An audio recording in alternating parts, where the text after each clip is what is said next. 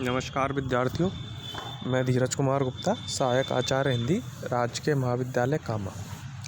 हम पढ़ रहे थे श्रीमती चित्रा मुदगल जी की कहानी बुक, जिसमें हमने देखा कि अपने अन्य बच्चों की पेट की आग बुझाने के लिए लक्ष्मा अपने छोटे बच्चों को भाड़े पे देने के लिए तैयार हो जाती है और अंत में वह उसे दे देती है। यह हमने अब तक देखा। अब देखते हैं कि बच्चे को भाड़े पे दिए उसे 3 महीने हो गए हैं। आज उसके घर में सिगड़ी पर गीला भात उतारकर सूखी बॉम्बिल का सालन चौंकने जा रही है। लेकिन आज और दिन की अपेक्षा वह जग्गू बाई, जो कि बच्चे को भाड़े पे लिया था, वो अभी तक खोली में नहीं आई। उसका जी घबराने लगा और अपने आप को कोसने लगी। कोई बात नहीं, उसने बच्चों को भाड़े पे दे तो दिया, लेकिन अब तक तो ऐसा नहीं हुआ कि वह नहीं आई। और न मेरे पास उसका पता है। मैं भी कैसी गैरत माँ हूँ, सिरफिरी माँ हूँ, जिसे उसका पता ठिकाना भी नहीं। कुछ ऐसा ही सोच रही थी कि सालन पर ढककर देखने को उठी थी कि झोपड़ी के दरवाजे पर जग्गू बाई उसे दिखाई दी। उसने छोटू को गोदी में से उठाया और लक्ष्मा को दिया और साथ ही साथ भाड़े के प्रतिदिन के दिए जाने वाले 2 रुपये भी कुल्ले के रूप में उसे दिए। साथ ही साथ कहा कि आज मेरा धंधा कम हुआ है या नहीं हुआ है। और कहती है ये बहुत बोमड़ी मारता है, रोता ही नहीं, बड़ी मुश्किल से इसे सुलाया है, तुम इसे सुला दो।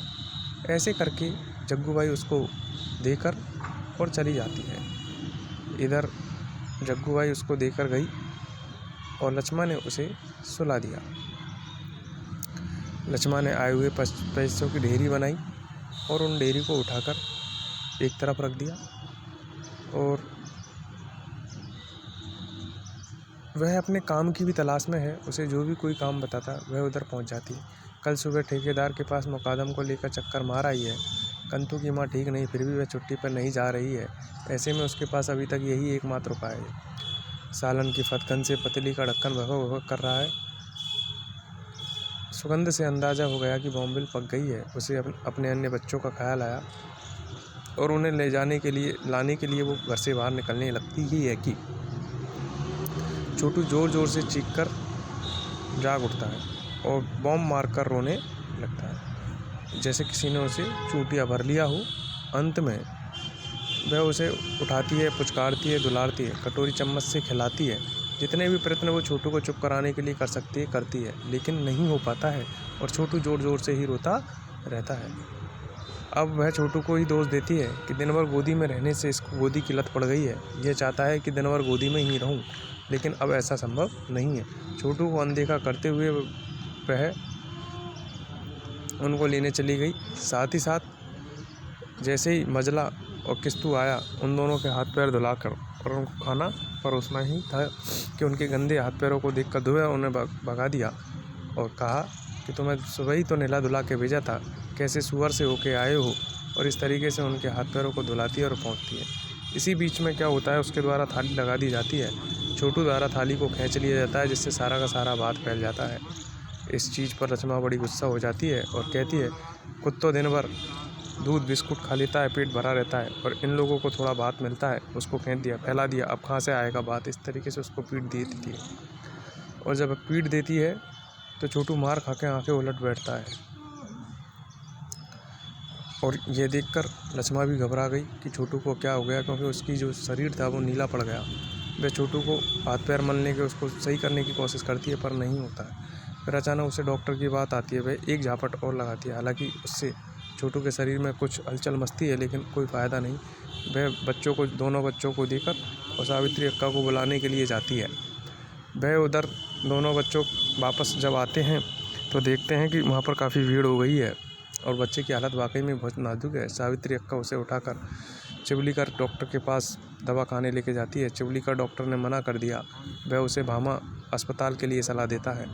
टैक्सी करके जैसे करके वो सावित्री अक्का की मदद से सीधे इमरजेंसी वार्ड में लेके जाती है, जहाँ पर उसे भर्ती कर लिया जाता है।